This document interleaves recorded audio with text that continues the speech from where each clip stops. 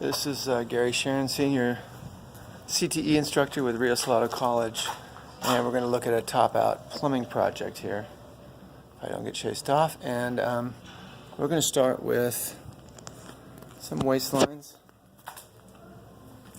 clean outs,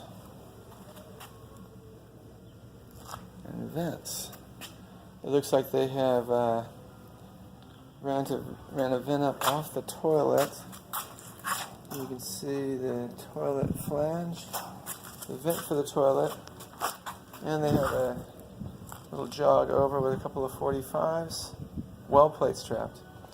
And then they break a dirty arm over off of that vent for a lavatory sink right next door. That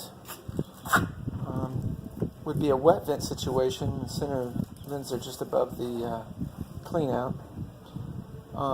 And then we have the dirty arm over to the waste for the lavatory sink. The vent goes up and through the roof, well plate strapped all the way. And water lines, looks like they're allowed to run T's in the wall here. So they're allowed to have multiple fittings.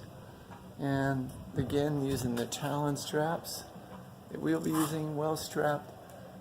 And it's both hot and cold.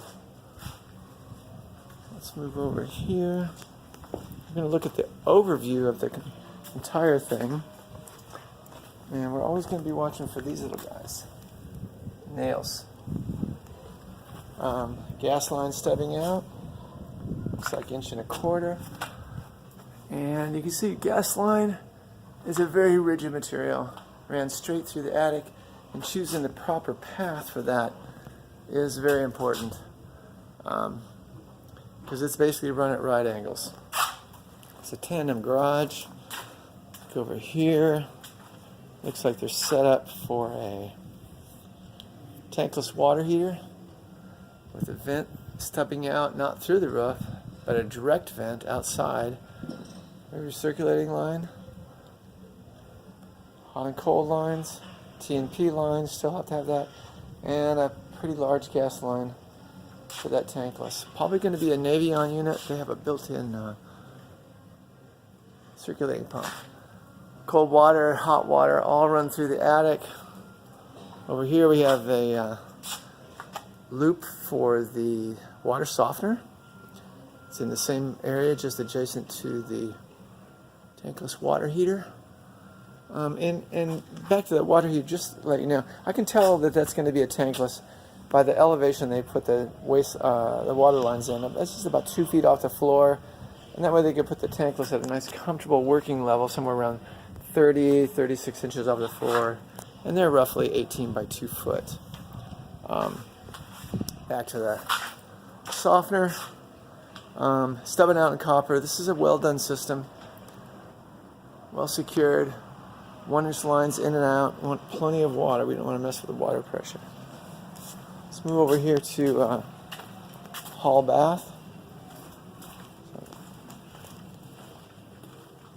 And we have a 2-inch line that comes up, breaks over for dirty arms over for a single lavatory. It looks like they had options of this being a double because they did drill a hole the other way, but it's just a single. They used 2 by 1.5 by 1.5 santee, and they did use a medium sweep on that bend there. Normally horizontal to horizontal will be a long sweep, but in a situation where it's a lavatory sink, the inspector realizes there's not going to be any solids moving through there. Hot and cold water, and they use the stub out, and they sleeve it with some 3/4 inch PEX that goes nicely right over the 1/2 inch. Cap it off, and those sleeves will help protect it from damage while it's being drywalled.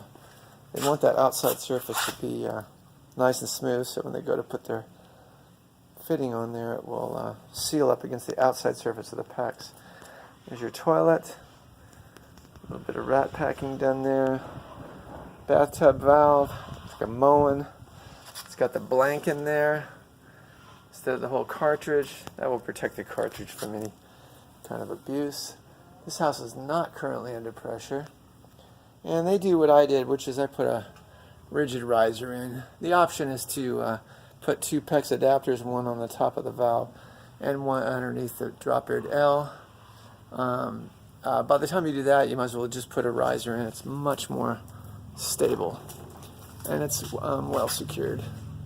Again, with the water line going up through. Let's take a look at that tub drain if we can.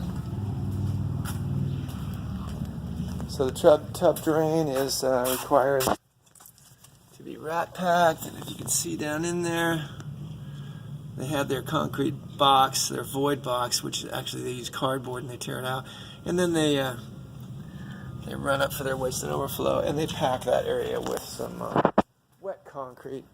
It becomes a rat pack or bug proofing material. Okay, so they've oversized their waste line to the kitchen, and I believe that's so that instead of running a loop, because this is an island situation, instead of running